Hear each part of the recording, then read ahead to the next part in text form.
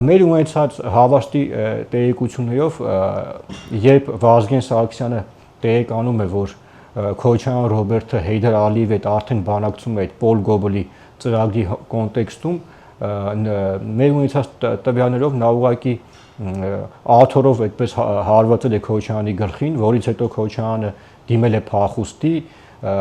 շատ կարճ ժամանակ հետո նրան գնացել են Գորիսից, թե որտեղից ճամփից բռնել են, հետ են բերել, ասել են խայտարակ կլինենք Արամ Աշխարհով մեկ, երկի ղեկավարը սուրս շամպես փախնում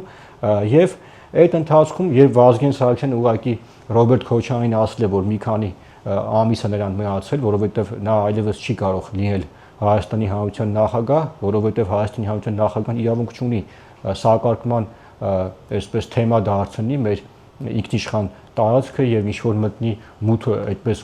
գործերի մեջ, այդ ընթացքում Արտուր դուք երևի բոլորը արդեն գիտեն, թե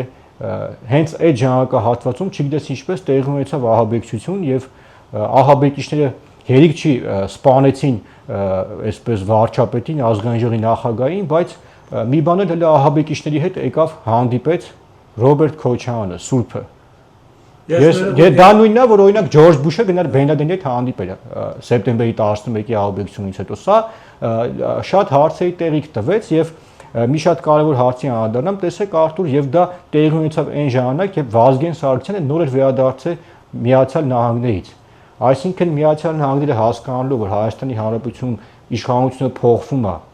նոր իշխանությունը պայքար է մղում կոռուպցիայի դեմ եւ արդեն ворթեգրել է արևմտյան արժեքների ճանապարհը, միանշանակ Վազգեն Սարգսյանին հրավիրեցին, հանդիպեցին եւ այս կոնտեքստում տեսեք թե ինչպիսի ինչ հանգամանքների բերումով ինչ ահաբեկություն տեղի ունեցավ